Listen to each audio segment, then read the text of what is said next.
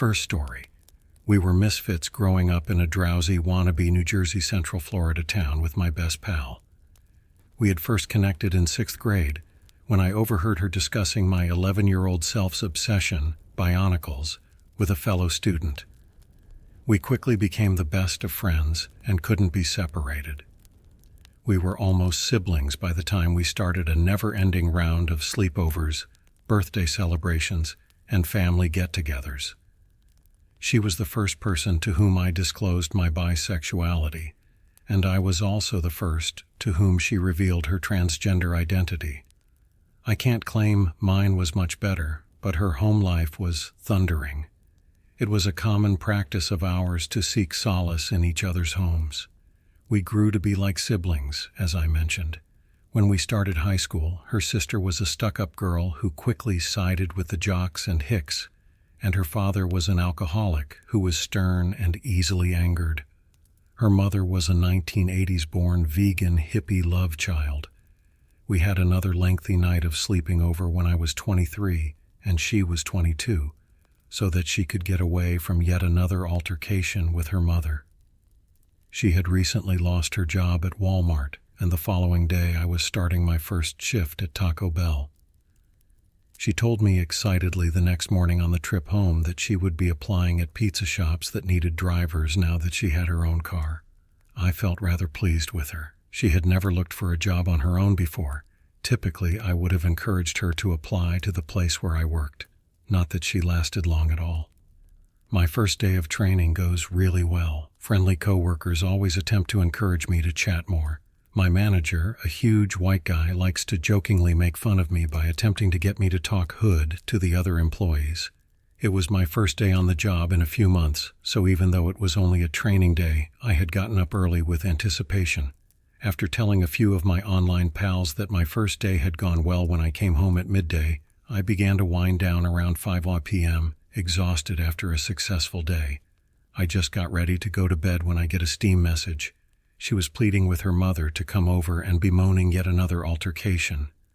By now, I was getting a little tired of their fights.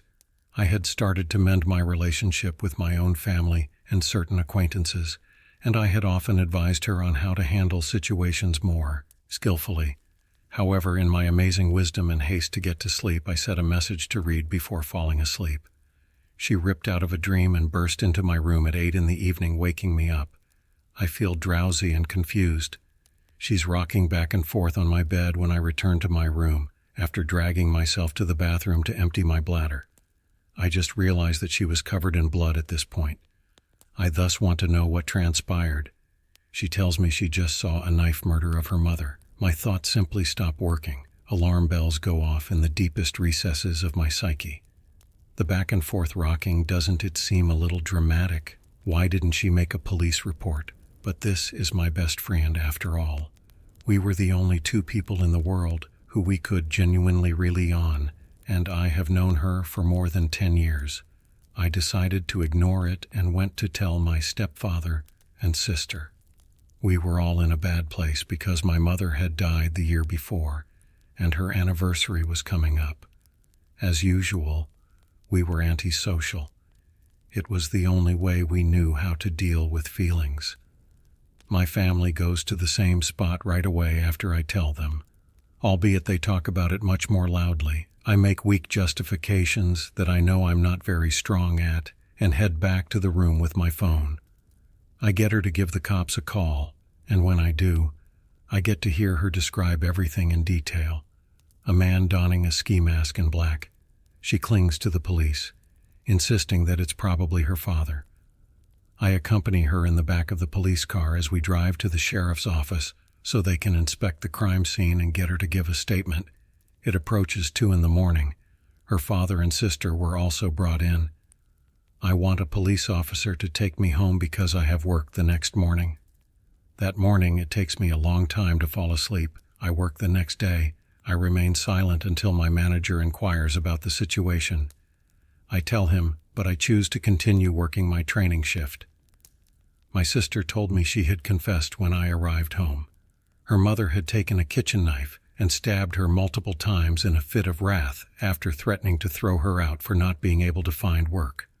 Like a malfunctioning computer, my thoughts stopped, and I turned to face my monitor.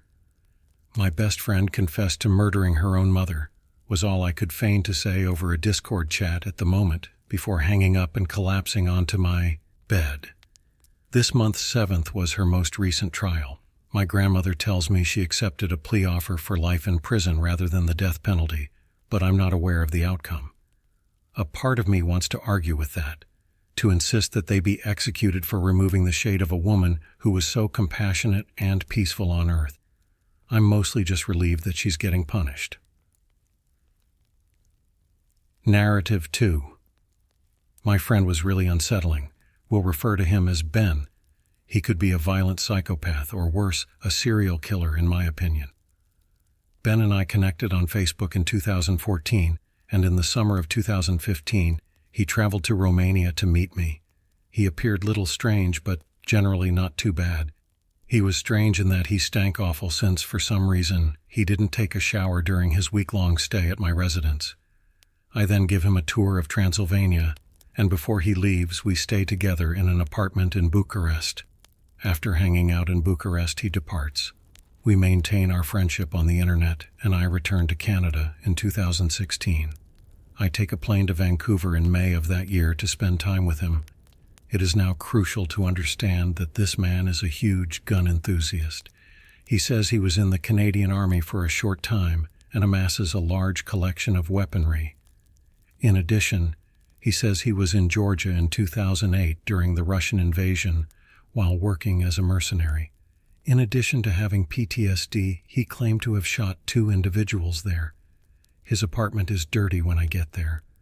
Not only am I talking trash everywhere, but the place smelled like cat poop because of the 2 cats. The man's lights were always on, and he had a loud clock on his wall that played music every hour. Although he did act in a slightly disrespectful manner toward me when I was there, I just saw it as a friend playing around with me. Again, I dismissed his slightly unsettling remarks as the antics of a prankster. After I leave, our online friendship continues once more. He started talking to me in a more antagonistic, passive-aggressive manner throughout this time, and our conversations grew darker. Ben is a devout alcoholic who consumes alcohol till he passes out. When inebriated, he engages in a variety of antisocial and plain disgusting behaviors. Additionally, he mentioned that 2 males temporarily resided with him between 2016 and 2017. Whenever I pressed him about what had happened to those 2 individuals, he would nearly always immediately change the topic. I have a strong suspicion that something awful may have occurred to Ben and him after our last meeting in 2018. In 2018, my dad and I are traveling by car from Calgary to Vancouver. Ideal moment to spend a day or 2 with Ben, but that proved to be a grave error. We meet at a tavern close to Ben's residence as he travels from Kelowna to Vancouver. After a few beers, he heads home for the evening. When we finally get together the next day, he treats me in a really strange and disrespectful passive-aggressive manner. When we visit his place of employment, he treats me and his co-workers with a very subtle contempt. He's attempting to make me look foolish in front of everyone by putting me in awkward situations. Since he was a supervisor, the majority of those reporting to him were either too obliging or too scared to speak up. It's clear that this man is a psychopath. This is the point at which I felt as though my life was in jeopardy. When we return to his apartment, I'm rolling a joint and he's sipping a beer. Ben is starting to feel a little tipsy, while a movie is playing in the background. He's effectively taken on a speech pattern in our conversations lately that makes me feel like I'm being questioned and played with. I'm watching a movie, and he's on his computer playing a video game. At this point, I'm really uncomfortable, and I have the strong need to escape. In general, you ought to follow your intuition at all times. It's preferable to obey that primitive part of you that's connected to fight or flight. However, as time passed and Ben grew increasingly inebriated, he began to utter strange things. Alongside the table is a loaded shotgun, and he was murmuring something like, "I don't care for anyone but myself. I don't give a about people." He mumbles something about being a crazy man with a pistol, while staring at his computer screen. The cat and mouse game continues when a few minutes later he turns to face me and asks, "Hey, what if I put some MDMA in your drink?" And then responds, "Yeah, I'm just kidding." At this point, he talks about how he knows a man who is HIV positive and plans to convince him to give him an infected needle so he can become infected with the virus and receive government benefits indefinitely. This man is completely insane. I'm sitting there shocked at how truly disgusting this guy is. I'm itching to get out, but I don't want him to know that I'm prepared to leave. It was a terrible, exposed feeling. He looks at me after having another beer. I feel so uneasy right now. Now it's all about eating. With a look of stone-faced earnestness and hatred, he turns to face me and asks, "So if this was your last meal, what would you have?" Looking me square in the eyes, I knew without a doubt that I had to go. My pulse is racing. I had to take action. I calmly inform Ben that the marijuana I had is making me feel odd and that I think I need a breath of fresh air, even though I'm running on adrenaline. I scurry to put on my shoes and head out before he can stop me. I swear to him that I'll be back. I descend the steps and enter the bright light. I had the feeling of a recently rescued animal. Ben's house isn't too far from where I'm staying, and I'm smart enough not to tell him the precise address. I get moving and feel as though I've just barely avoided death. When the phone rings, Ben wants to know where I am and says he's scared. I explain to him that I'm just taking a break. I arrive at my cousin's place in the meanwhile.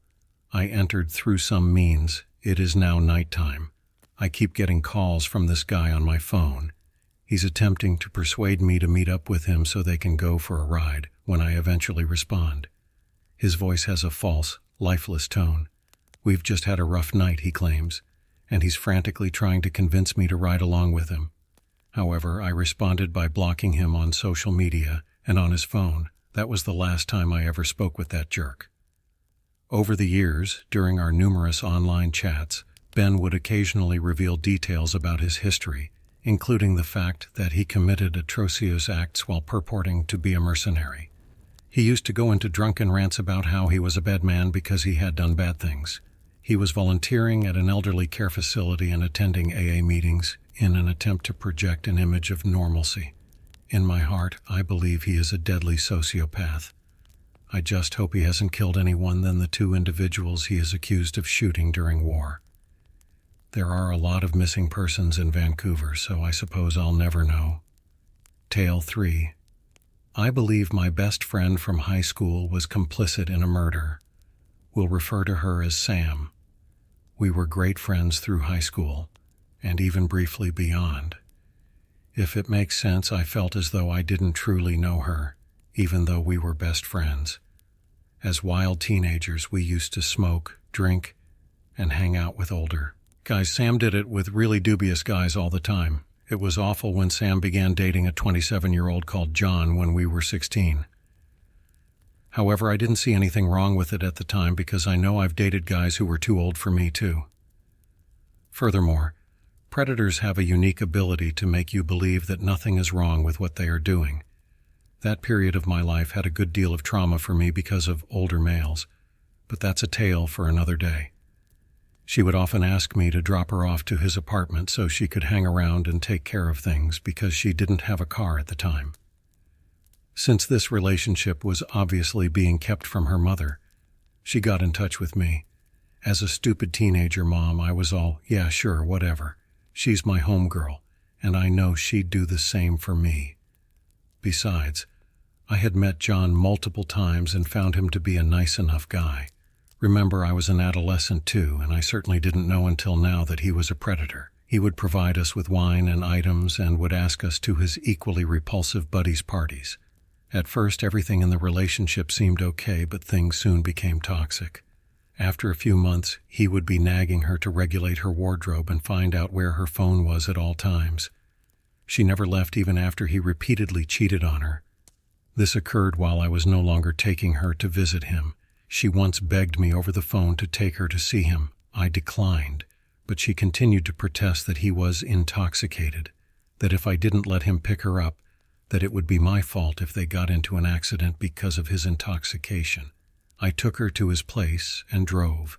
By now I was a rebellious teenage, give-no-ikaun kind of person, and I was angry at John for hurting my best friend, so I yelled at him for being a cunning piece of... As soon as I entered his home to drop Sam off, I still get chills from his response and the twisted, evil, and heartless look in his eyes. "I could break your neck so easily," he replied. Thank goodness I was standing right by the entrance, so I hurried outside to get into my car and drove off. The following several years are a bit of a blur. I was also tired of hearing about John, so I requested Sam to stop talking to me about him. In essence, though, they were in and out of relationships all the time. During that period, Sam dated a number of other guys, but he would consistently cheat on them. With John, things began to get increasingly strange when we were 18, and as a result I began to pull away from Sam. To cut a long tale short, Sam had moved on and was clearly in love with her new lover. I was happy that she was finally moving on from John. She grew enraged when she learned via the rumor that John had gotten engaged. She told me, "I just have to go home and process this," as soon as she heard the news when we were hanging out. I said, "Whatever, I'll give her space." And a few hours later she called and started chatting really quickly and laughing a lot. I asked, "Are you good?" And she replied, "Yeah, I just broke into John's apartment and smashed all of his yarse. I know that I have this new guy dating, but I've been hooking up with John still. Don't hate me, and I'm sorry I didn't tell you, but anyway, I feel so great, and I broke his TV and cowed up all of his sheets. Too bad John and his fiancée weren't home."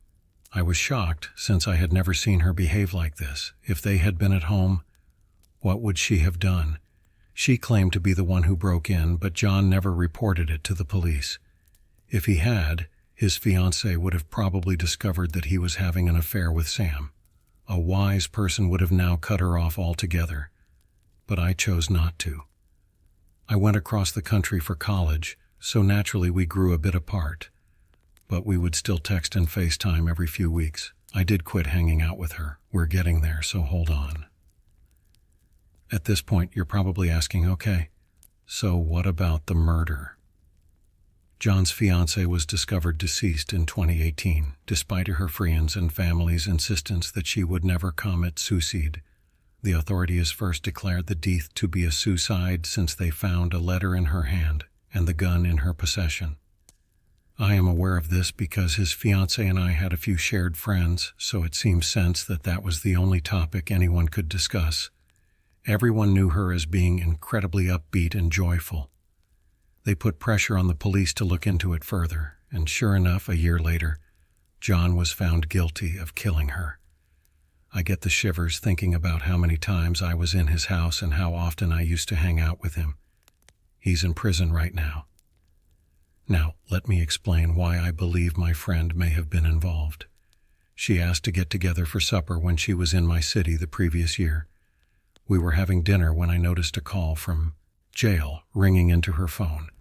I was thinking, sure, why not? We're going to be in public, and I do miss her, and it would be nice to catch up. She gave a short reason to answer the phone, and she was gone for a few minutes. I was thinking, WTF, when she came back, but she claimed that she often visited John in prison and that they spoke on the phone every day.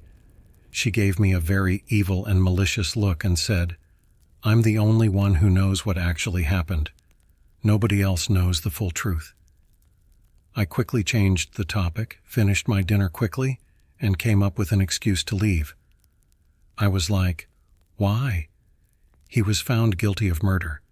Why would you want anything to do with him? By now, I was feeling really scared. I had no clue she was that strong. I haven't spoken to her since I followed her back to my apartment and blocked her on all platforms.